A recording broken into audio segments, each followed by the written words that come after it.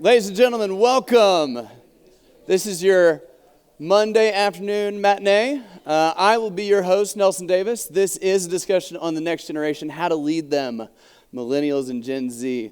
I'm very excited to be with you all this afternoon. This is my first FCCI conference. My wife, Allison, and I are here from Marietta or Atlanta, Georgia, depending how close you are to the heartbeat of the South. This is a little bit about me. I lead an organization called Analytic Vision. We'll talk about that just a bit more in a minute. Lover of people, love data as well. I love to help and chase stories and dreams and so forth. I'm all about vision, and hopefully that comes through. I love to show this. We have 4 boys at our household. It is very rambunctious and very loud. Things break very often. We also have a dog. I offered to my wife that dog could be a female. She declined. She said, I really like that one. So we have actually 5 boys, and he's a mess too. And because we are going to have a conversation about generations, I thought it would be helpful for you to understand a little bit about me and understand where I'm coming from in this conversation. So I was born in April of 1984 in beautiful Atlanta, Georgia, in Northside Hospital. I watched live as a senior in high school the planes crash into the World Trade Center. In 2005, I joined the Facebook because there used to be a "the" in front of it, and it used to be a requirement that you had a .edu account. So I had both an Oglethorpe.edu and a GeorgiaTech.edu Facebook account. Still have both of them, actually. In 2007, I got married to my beautiful wife in April. In 2008, I graduated from Georgia Tech with a master's in civil engineering. My wife and I then went down to Mexico for a year, so fall 2008, spring 2009, and did campus ministry. We came back in the best job market in spring 2009 that anybody could ever ask for, which meant that all of the job opportunities that I had previously were all gone. The best thing I could do with my 3 degrees that I had at that point was get an internship at Emory Midtown, helping to do the new EMR that was going on. Not too long after that, I ended up in civil engineering, and we bought our first house in 2010. In 2011, I became a father to our first, who's now 12 years old. And in May of 2019, I became an entrepreneur. God led me into this crazy idea. I never wanted to be one, and yet here we are. And so I started an organization called Analytic Vision. Our vision is to equip and inspire the next generation of data and technology leaders. This is the vision that God put on my heart as he led me into this. We'll talk a ton about all the ways this manifests itself. One of the things I also love to do when I speak or present to a client is to throw up our 6 core values.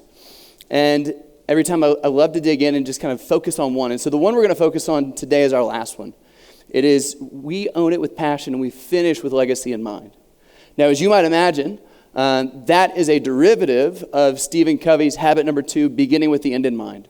And in case you have to leave early, in case you check out, in case you fall asleep, which hopefully will not be my fault, I want to leave you with this realization as you walk out of this room today.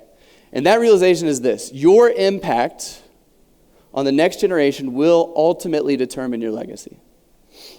You see, I'm a big believer that we have a responsibility not just to the people in this moment, in this season, but that we live on a very long timeline, that our timeline is generational.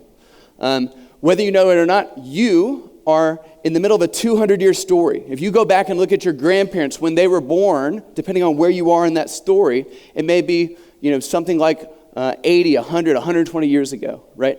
And as you think about your grandchildren, when they die, it will be about 80, 100, 120 years from now, okay? And so you're the hinge point in that 200-year story. That is your opportunity to zoom out and to imagine the legacy that you have. You're the connection point between that 5-generational period right there.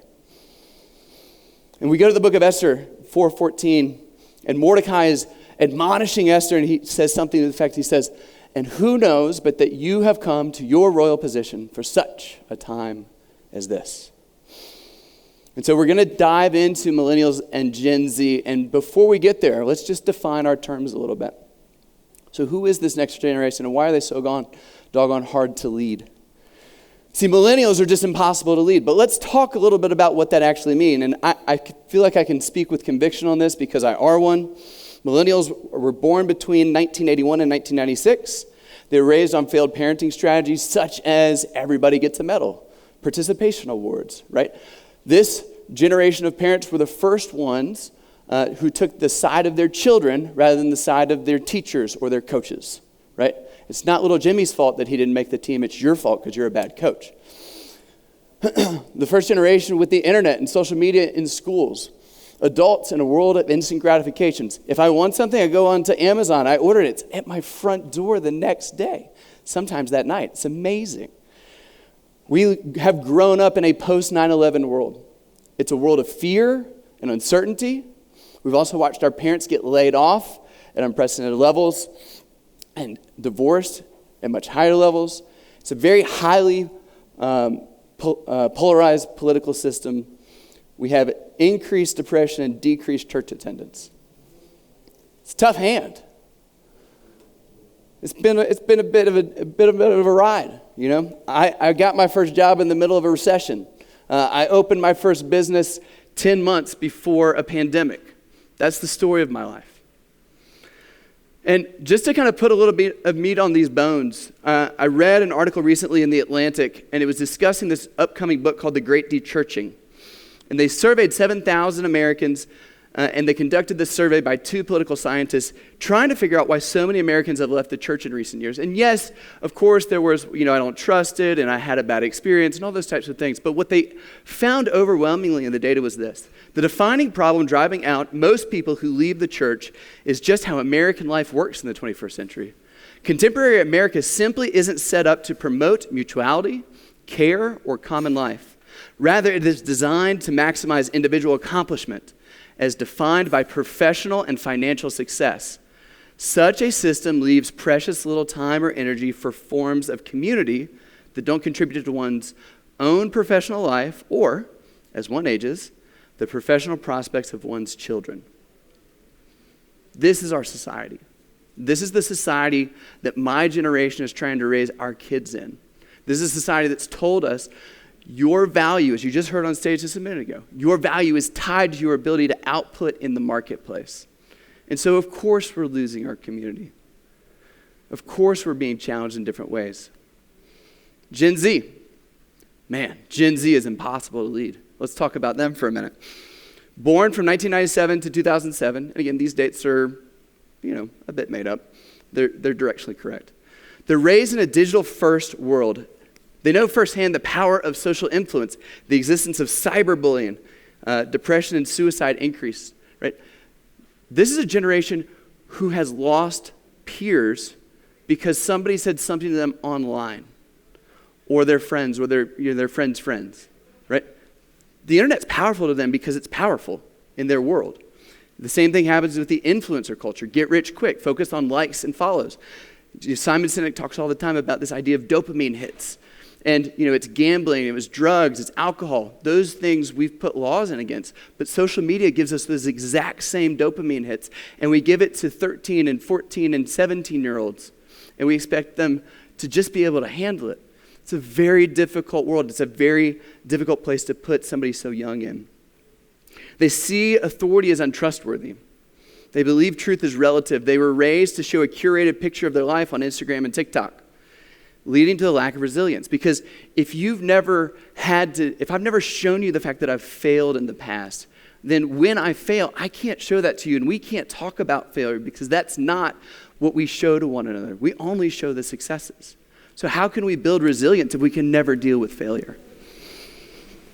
Arriving in the marketplace during and after the pandemic, which is adding to an already challenged authentic relationships. And rather than steal what Simon Sinek would say about Gen Z, I simply want to play about 5 minutes of his thoughts on Gen Z and kind of where they are and why they're there. Millennials were difficult, but this younger generation, they're more activist, which when it's like climate change, we love it. But like when you're like the intern and you're sending an email to the CEO going, I don't think that you, there's other ways to do that.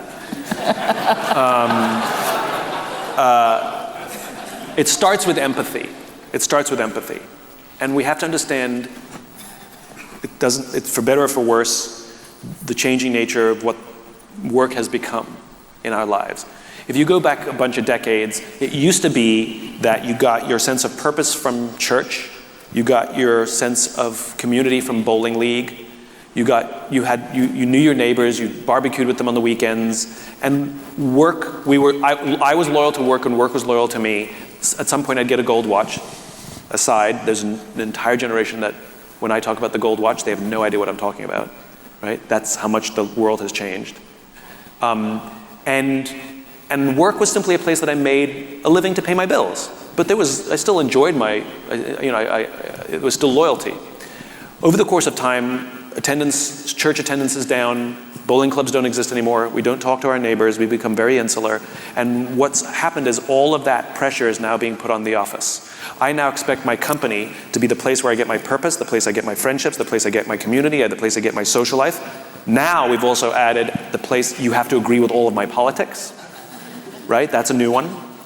And it's even now, especially during COVID, it's gone up even higher, especially for this young group, where you also have to be my therapists, my therapy. I'm going to bring all of my problems to work. And where the idea of emotional professionalism seems to have gone away. You know, where you actually see people sitting in meetings like this, and you're like, what's going on? Having a bad day, right? That's emotionally unprofessional, right? I want you to bring your emotions to work. I want you to bring your whole self to work. But for the same reason that we exercise emotional professionalism in other aspects of our lives, we also do it at work. So one of the struggles of this young generation is they are not equipped on how to deal with stress. They're just less equipped than previous generations for various reasons, including social media, internet, and parenting and all the rest of it. There's many reasons for it, but they're really not good at dealing with stress. They're really bad at dealing with confrontation. They're so confrontation avoidant that they would rather ghost someone than break up with them after dating them for 6 months, right? That they would rather quit their job than ask their boss for a raise.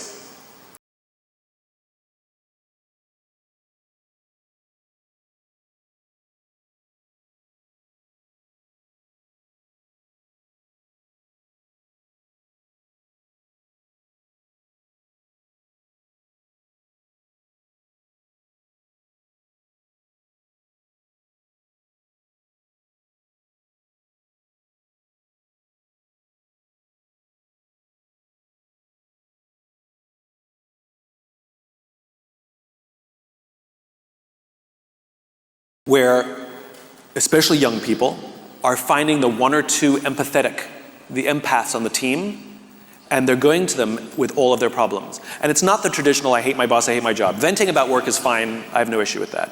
But it's, I hate my mom, I don't know what I want to do with my life, when am I going to leave my house, my boyfriend's not working out, my girlfriend's not working out, like every problem in my life on this one or two people at work. And we've had it happen on our team. We had 3 people quit. And I got a little team. I got 3 people who quit because they said they were burnt out. And I was like, I know how much work you do. What do you mean you're burnt out? So I'm like, do you have another job on the side? How can you be burnt out? You know? What I discovered is they were the empaths on the team and everybody was calling them to unload. They were burnt out because they were taking on everybody's stress and they were exhausted. They couldn't take it anymore and they just quit. And when I talked about this publicly, I had a 23-year-old come up to me in one of the companies and said, I do that. And so we have to recognize they are struggling in a changing, chaotic, crazy world right now where there's so much uncertainty in this world. Like the world is always uncertain, but my God, it's war and the country's at each other's throat and there's challenge and the global warming and it's just insane, these poor kids. And they have no outlet, they don't know how to deal with it. So it's a challenge for all of us, is how do we hold space for them? And the problem is they don't even recognize when we're doing the right thing for them. That's the hardest part. A lot of anger, but the problem is it's gonna take a bit. Like we're in a period of extreme flux and it's not gonna settle for a little bit. It's gonna be a very bumpy road for the next few years. There's no right answer. And you will be no good deed will go unpunished. Simon said, it all begins with empathy. Brene Brown, who wrote Daring Greatly and many other books, she talks about empathy. She says, empathy fuels connection. It is feeling with people. She goes on to give us 4 tenets of what empathy looks like.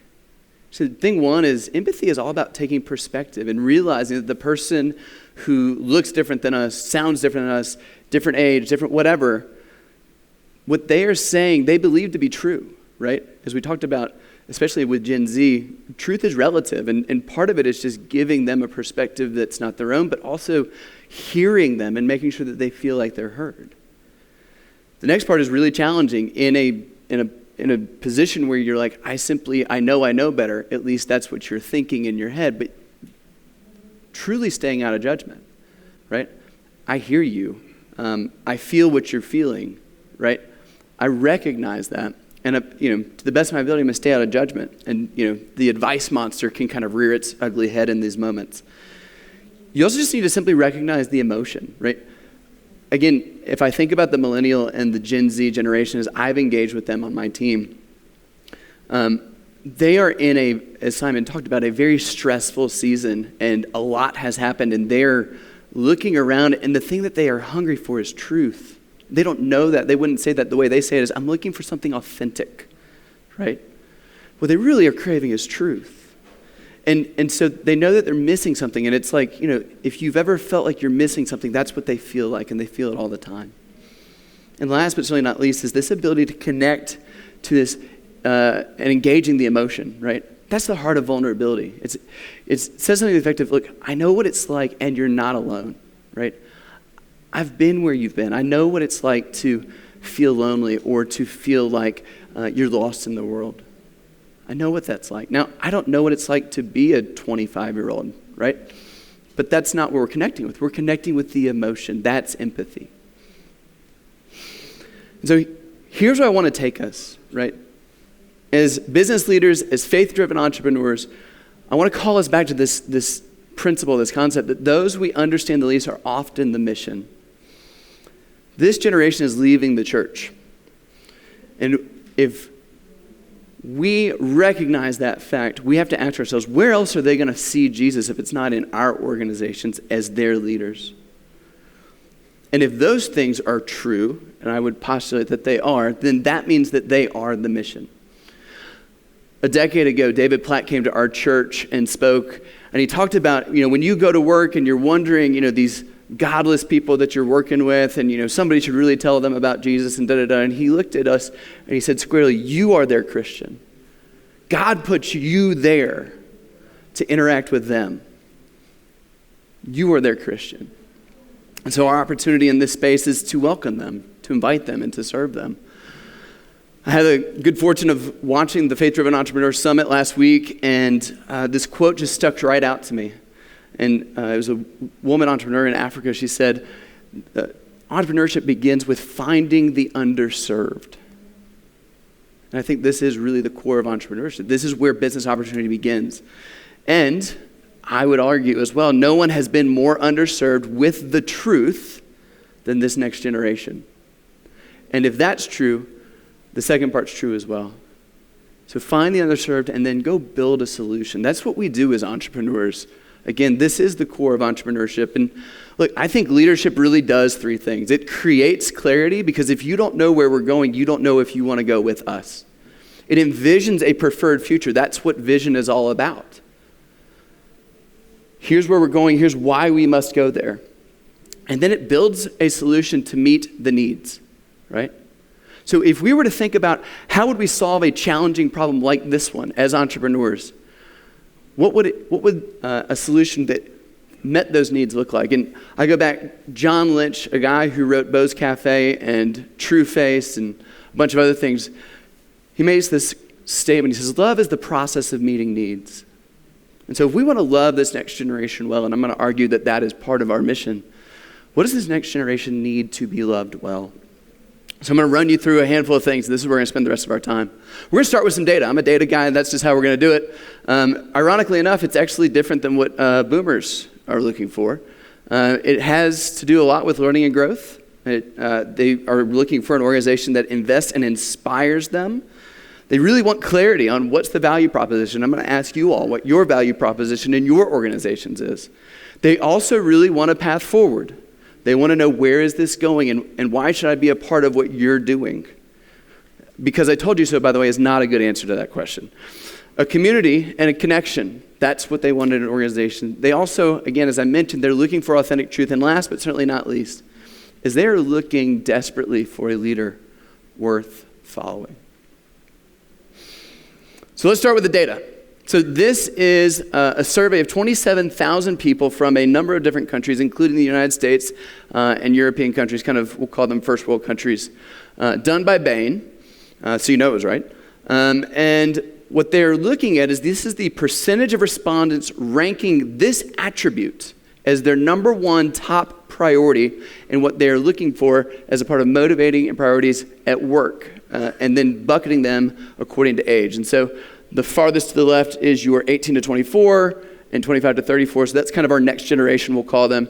The 35, 44s, a little bit of Gen Z in there. And then we got our 55, 62 plus kind of to the right there. So our boomers are on the right side. And so let's actually start with the boomers. And ironically enough, both of these have the exact same kind of percentage points. And if you're a boomer in the room and you're looking, saying, yeah, what do I want most out of work? I really want interesting work. And part of that is, I feel like I've seen a lot of stuff, and what I really want is I want to work on the stuff that's interesting now, right? I've kind of done the mundane stuff. And then you're also saying to yourself, man, I really want autonomy, right? I don't want anybody having to tell me what to do. I feel like I've seen it. I feel like I know what to do. I just want to be able to go and do the next right thing. That really lights me up, right? And it's not that those things aren't important to this younger generation, but they're important almost half as much, right? And again, one of the things that I would show you from statistics is this idea of confirmation bias. We assume that because this is what we want, that must be what everybody wants. And again, empathy is the opposite of that. It's connecting with the person on the other side of the table and understanding first, as a servant leader, what is it that you want, and how can I serve you in that way? So now let's flip it back. Let's look at what the next generation is looking for. It turns out the next generation is looking for learning and growth. These, as you think about it, these were the top priorities for a huge percentage right here. And now look, we're also looking at a company that inspires me. Now, I recognize that that's only 6%, but it's 3 times the amount of folks that were looking for this from the 62 plus, right? So let's talk about that. I'm going to show you a bunch of stuff that we do in our organization that we think connects these ideas. And so the first things first, when it comes to learning and growth, our organization, we have the vision to equip and inspire the next generation of data and technology leaders, but we tell every person on their way in as a part of our recruiting process, look, we recognize that you are going to leave here one day. Actually, that's part of our vision. We're here to equip and inspire and then launch and sustain you in the marketplace as a leader worth following for the next generation. Because my kids need leaders worth following, and my grandkids need leaders worth following. And so we will equip and inspire and then send. That's our goal. And so we tell people on the way in, look, you're going to come and learn. You're going to spend 3 seasons of that. You're going to come and lead. You're going to spend 2 seasons of that. And then we're going to launch you. You're going to spend a season where we're preparing you to launch. And your job at that point is to empty your cup. We think it takes between 6 and 10 years to do this. We're in year 4.5. So it's a theory. But that's where we're going. Everybody in our organization knows this. We show them this on day 1 as we go through onboarding. We say, look, when you get an outside offer, because we know it's going to happen, you're awesome. That's why we invited you in the first place. Celebrate, right? And then we want you to engage your leadership. It is a safe place for you to say, hey, I got an outside offer and I'm considering taking it. Awesome. How can we help you make that decision? What is it you're looking for? Are you tired of doing what you're doing here? Would you like to do something new? Is this an opportunity? Is it great for your family? What is this, right? And then you have a decision to make. We're not going to make it for you, right? You then choose to either stay with us and keep going on the journey, keep growing, stay side by side with your teammates, or you launch into the next chapter and we create clarity from the very beginning. We say, look, you're going to hold dear to our last core value. You will finish with legacy in mind. You will leave well, And it's on you to empty your cup and replace yourself here. You take what we've taught you and you go out in the marketplace. You take this vision with you, because that's why we started this organization in the first place. Be the leader the next generation so desperately needs. Going back, a company that inspires me, an organization that invests and inspires. So these are our three uniques. So anybody who has been a part of Traction or the EOS methodology, you've got your three uniques. And so our first one is very much a client-focused one. We build complete or comprehensive solutions that bring vision to technology. That's how we serve our clients in the marketplace. Our second one is very much for our people. We're telling them we pour into our people pour into our clients. By the way, when we get that out of order, we have to go people first. If we don't do that right, we won't get the second thing, right? So our clients experience people that have been poured into. And the last one is that we serve with hometown hospitality, and we'll talk about each of these. And so we do things like what we call Leadership Analytic Vision, LAV 2.0. This is how we engage and continue to do professional and leadership development for our people. We give them a path of how they get promoted. We work with nonprofits in the Atlanta area in significant, meaningful, true investment ways. And then everybody who goes through our leadership curriculum, after about a year, they're writing their personal mission statement and sharing it with their cohort to create deeper and deeper connections with one another, and because it gives them clarity on who they are. This is the first 6 to 8 to sometimes 12 months of someone's journey with us as an organization. We start off with 7 habits of highly effective people. Again, habit number 2 is begin with the end in mind. At the end of that is where Covey talks about writing a personal mission statement, so we loop all the way back at the end. The second book is The Servant, which is a fictional story about servant leadership. Everybody Matters is a conscious capitalism book, so it's a true story of servant leadership, written by CEO Bob Chapman. And then the last book is The Infinite Game by Simon Sinek, where he talks about playing a multi-generational game and recognizing that business is not a game to win, it's a game to perpetuate the game, and to do that with excellence, and to do it for a just cause. The other thing that we do, another thing that we do, is we create clarity on the value proposition. What do I mean by value proposition? This is really, really key. Value proposition is 2 things. Why would you come and why would you stay? Right? Because if the way that we align on this isn't lined up, then you're not going to enjoy it. You will leave anyway. So we're going to tell you what it looks like on your way in so you can figure out and self-select in or out. So first things first, total compensation, right? Everybody's coming for that level of value. And again, that's kind of all in, so that's some bonus and other stuff. The next thing that we think about of the value that our people are looking for is we want to build an amazing culture, right? How valuable is that to us? What are we going to invest in doing that? Our third thing is investing in the personal and professional development of our people. And again, this is a heartbeat for us. And we'll talk about exactly what these things mean when we add them up. The fourth one is additional benefits. So PTO, parental leave, other kind of ancillary benefits, going on a weekend away each year, stuff like that, going to conferences. And then last but certainly not least is our community, our social investment. And so, are we connected to our community? Do we see the community as a stakeholder? Are we truly invested? And the part here is, look, we've only got so many chips. We can only invest so much. So where are we going to intentionally spend our time, dollars, and invest? And so here's how we do it. We actually tell our people, look, if you're looking for top dollar, don't come here. You will not get it. We're going to pay market. We'll pay a little bit above it, but you can definitely make more money somewhere else. Now, here's what we're going to do with the money that we're not giving you. We're going to build an amazing culture. Now, you may find some super amazing culture somewhere that you watch on YouTube. Probably not going to be able to do all that, but we really want to make this a huge priority. We want you to feel connected to the people and to the work and to the mission of what we're doing. Now, number 3, this is the hill we will die on. We want to be best in class, best in the world at professional and personal development of our people.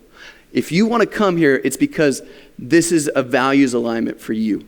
This is why you're coming. We will invest in you in this way.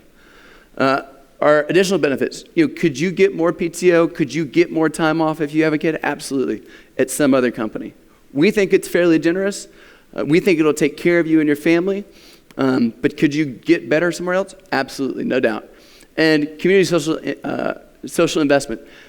Yes, we want to be highly invested. We've done some amazing things each year to be invested in our community. Last year, we built a playground for the Boys and Girls Club Metro Atlanta. We project planned it. We fundraised for it. We built it in a day. And then we came back and we cut the ribbon and celebrated with the kids. It was amazing. It was awesome. And so you may find somebody else who's even more involved than us. But we really think that that's a big part of what we're going to do. And so this is something that I would definitely leave you if you're a business owner. Sit here and really, truly take stock. These are the 5 things, I think. Where are you? 6 out of 10, 5 out of 10, 4 out of 10, 9 out of 10? Be honest with yourself. And then give this to your people, because whether you knew it or not, they already knew this. And whether or not they're aligned on it has a lot to do with whether they'll stay. We also tell our people, this is how you get promoted. It's a 180-day process. Here's what you're doing in each one of the days. Here's how you involve your leadership. Here are the questions you have to ask. Here's what you have to prove. All this type of stuff. As Simon talked about, people are frustrated. Well, you didn't promote me. No, we told you. You need to own it. But we're going to tell you the pathway. So you got to go and get feedback regularly and do regular personal reflections. If you have a critical or pivotal conversation that needs to happen, if a meeting doesn't go well, you need to have that conversation within 24 hours. At the end of the day, this is your responsibility to get yourself promoted, and it's all of our responsibility to get one another promoted. We are all invested in one another. This is the matrix of all the things you got to do. Now, obviously that's really small, but there's 6 steps on our consulting journey. And each one is outlined of, hey, here's what it looks like to be able to do business development as an AV2. Here's what it looks like to do technical development as an AV3, right? And so we're giving you the matrix. This is what it looks like. And these are our expectations, and we're going to hold you to these. We lead through serving. We are a community. We're building a community, and we're building connection with one another. One of the things that we do is that our holiday party is actually centered around the holiday of Thanksgiving. Now, many great, amazing organizations center it on the idea of Christmas, which is great and awesome. We wanted to think about what would our organization do different in order to create just a different experience. And so we came with this idea of doing a 2-day holiday party called Thanksgiving. It happens a week or 2 before Thanksgiving, and it is a 2-day event. The first day is our day of thanks. And so we all come together, we do dinner, you and your significant other, we give gifts, we celebrate, we give our Servant Leadership Award, which is our highest award, and we just celebrate. We are a family that sits together and enjoys one another for the evening. It's absolutely amazing. We come back the next day and we do our day of giving. And this is where we went and built our playground. So not a small endeavor. That's the actual picture of our actual playground. This is the Boys and Girls Club in Southeast Atlanta, Whitehead Club. This is a number of the folks from our team and the team that built the playground that day. We came back a week and a half later, cut the ribbon, celebrated with these amazing kids. It was so awesome. We had such a blast. That is how we did our holiday party. And the connection and the meaning that we were able to create just because we thought about it and took it that much deeper and created that much more purpose, right? And again, we're just building connection. We find a way, even in a remote-first organization, to get our team together. Everybody comes together 5 times a year. If you're local to Atlanta, you get together another probably 5 or 6 more times in addition to that. But we find times and ways to get together and to celebrate one another as we go on this journey together. The next thing that folks are looking for is an authentic truth. And look, I tell every person on day 1 the story of our organization. And very quickly, this slide represents the day that I got the vision of what it is to come into this organization. And so I knew that I was going to leave my previous organization and I was going to go build a data analytic consulting firm. That's what I knew how to do. The other thing that I was very passionate about was this idea of servant leadership. I knew that I wanted to help equip people to be servant leaders. But the challenge was, in an organization, there's only so many seats at the leadership table. So is it just that we teach people how to be servant leaders, but we never give them the chance to lead because there's just not enough seats? How does that make any sense? But God had put both those things in my heart. And I was coming out of my dad's hospital room in Midtown Atlanta, Emory Midtown Hospital. My dad was going through 3 different forms of cancer. He's fine now, but we didn't know the end of that story at the time. And I got to my car the day before my last day, and I just look out to the west, and God gave me this just divine vision. And he said, look, love the, data consulting firm, love this heart for servant leadership. But what if the goal was not to bring people in to hold on to them forever? What if the goal was instead to bring people in for a time, equip and inspire, and then on purpose, with intention, you launch them back out into the marketplace as leaders worth following? What if that was the vision of this organization? And I know it wasn't my idea because I immediately said, well, that's a terrible idea. And the reason that's a terrible idea is because I've never seen in my life a company who brought people in, invest so heavily, only to send them back out. And then I thought about it for about 30 more seconds, and I said, but if the goal is impact more than it is profit, that is the greatest way to make an impact. Let's do that. And then I thought about it for 30 more seconds, and I said, if we can do that for a decade, and we invest in those people, and they become the leaders in their organizations worth following, when they need help, who do you think they're going to call? They'll call us. So ultimately, that crazy idea is the most sustainable business model that we could possibly create. We just have to play it for 10 or 15 years. And so we're in the middle of that story. And I got in my car, I turned on the stereo, and this song came on from our church, and the chorus of that song said, I surrender every plan that I've made. I lay my will down in the grave. Bury me deep until only Jesus remains. I find my life when I give it away. And I don't care, we tell during the recruiting process, I say, look, I'm a person of faith. This organization would not be here without my faith. And I promise you this, whatever you believe, I will honor and respect you. I simply ask the same in return. And we've told this story to every single person that's walked in the door, and every single one of them loves this. Each one of our core values has a verse of scripture associated with it. Our first core value, do what is right, surrender the outcome. The horse is prepared for the day of battle, but victory belongs with the Lord. Our last one that we focus in on for our time today, be strong and courageous and do the work.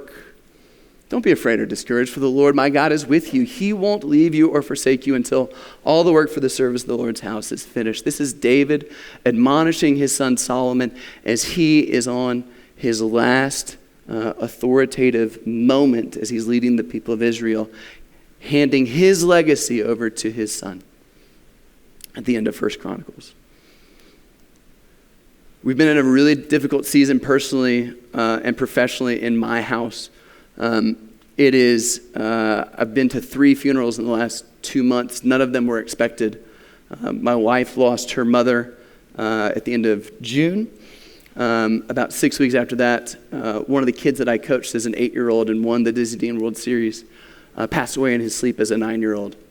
And then a guy that I coached with a few weeks ago had a massive stroke. And then last Monday, a week ago, I was at his funeral.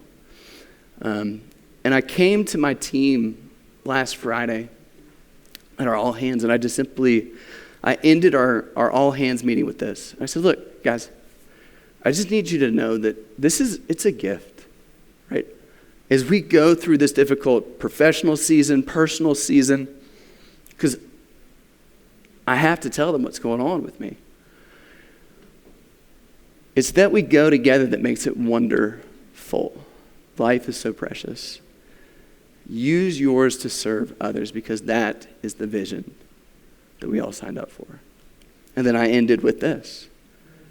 For the mountains may be removed and the hills may shake, but my loving kindness will not be removed from you, and my covenant of peace will not be shaken, says the Lord, who has compassion on you.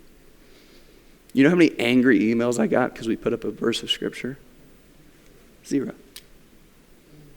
Because they're with me, and I'm with them. That's empathy. That's truth. That's what this looks like to the next generation. It goes beyond just being truthful in word. We have all of our financials up and available for all of our people to see. We show them things like days of cash on hand. We show them things like run rate and profit margins because they're invested in us and we're invested in them. And so we are co-investors in this crazy dream and vision that I started 4.5 years ago, but is incredibly valuable to their lives. So why would I not be truthful with them? because they celebrate with us in the good times, and when it's not going well, and sometimes that happens, they understand this is where we are, and we're all watching it together, and we're all working together in order to improve when things don't go the way we want them to. But we're in it together. And so we've covered off all of these except for the very last one. Because love is the process of meeting needs. And what does the next generation need? They need a leader worth following. And so as we conclude our time together, I just want to leave you, we could spend hours on this topic right here. But let me give you just a handful of things. Being a leader worth following recognizes that greatness is measured in decades. I would urge you to fight the urge to keep score every quarter. You're playing a game that's much bigger and more infinite than you can imagine or that you think. You're playing a multi-generational game. They are your legacy. So fight that urge to just try to make bottom line decisions every quarter. You're going to have some unprofitable quarters. It's just going to happen. Up and to the right's not a real thing. Newsflash. You don't have costs. You have investments. Tell them that you're invested in them and this is just fine, thank you, you expect a return on your investment, right? You wouldn't ask them to make a bad investment. When you tell them, I'm invested in you and I expect you to grow. I expect you to be a leader worth following because I'm invested in you. I expect a return on this investment. Build organizations where risk is rewarded and failure is learned from, not criticized. Look, if you are struggling as an organization to find innovation or to find new ideas or to, you're sitting there kind of defending, well, this is the way we've always done it. You're already failing. Newsflash. If those words ever come out of your mouth, your organization's failing. And the reason is because you've got to be able to take chances in order to move forward. That's what innovation is all about. If we can't take chances, it means that we're afraid of failing. This next generation wants the responsibility and the ability to own a process, own an outcome. Give it to them. Knowing that that's also going to mean that sometimes they're going to fail. Don't give them the presentation to the CEO tomorrow morning. That's not the one, right? Give them the one that's to the director a week in advance. Check their work, but let them own it. Right? Same thing with your kids. You can't raise kids who don't know how to fail, setting them up to be terrible adults. Gratitude recognizes that we deserve nothing. To be grateful. All that we have is a gift. As leaders, we should say thank you way more than we feel like it. No one's ever quit a job because they were thanked too much. And then as we begin to wrap up, it is a full recognition that none of this is mine. You have to truly believe in your heart of hearts. And I had a great mentor tell me this a long time ago. He said, the greatest distance in all the world is the 18 inches between your head and your heart. The plumbing between those two things is broken, and it requires a divine mechanic to fix it. And so it's not just enough to say in your head, this was not my idea. You have to believe that. You have to recognize that these are not your gifts. You were given these. It's the same as the parable of the talent. The master gave the gifts. The master gave the talents. They're not yours. They're not your people. Yeah, your company's 30 or 100 or 300 or 1,000. They're not yours. Those are not your dollars. You were given those. It's a stewardship responsibility. All that I have was given to me. As I mentioned, we've been in a really difficult season. And in the middle of all that, this was a difficult season personally. In the middle of all that, professionally, it's been very, very difficult. And one of my very good friends, who I've known for 6, 7, 8 years, long before I started AV, she came over a year and a half ago and decided to become part of our company. It was a huge honor. It's been amazing to work with her. In the middle of all that, she calls me and she says, hey, one of our clients just offered me a job, and I'm thinking about it. Because I told her it's a safe space to do that. And in the middle of that, I just was like, God, it's so hard.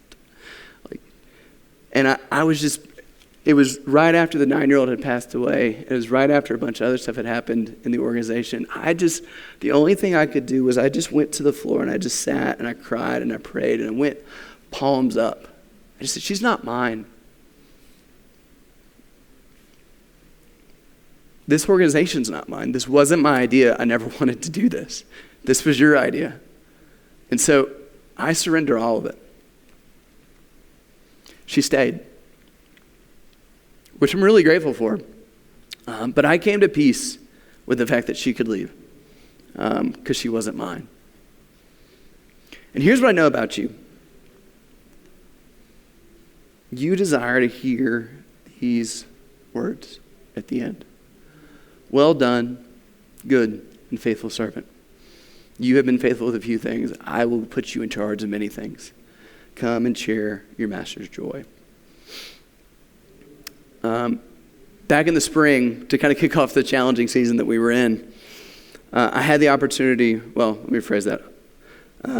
A mentor of mine who was one of our young married small group leaders 16 years ago. He and his wife just began to invest in my wife and I. And ironically enough, they have 4 boys who are now grown and peers of mine. And we have 4 boys. And so we've been very connected. As I started my company, I got reconnected back with him, and it's just been a great connection. The gentleman's name is Bill Murray. And if you're in Atlanta, you may know Bill. Bill has never been in great health. And in March, Bill's health began to decline.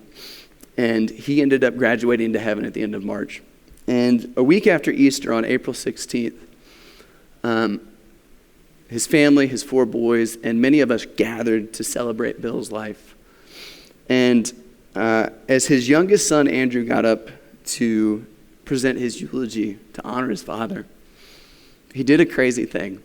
And he pulled out his phone and he took a picture of what he saw. And this is what he saw. Nearly 1,000 people, mostly people who are millennials and Gen Zs, impacted by this man's life, that put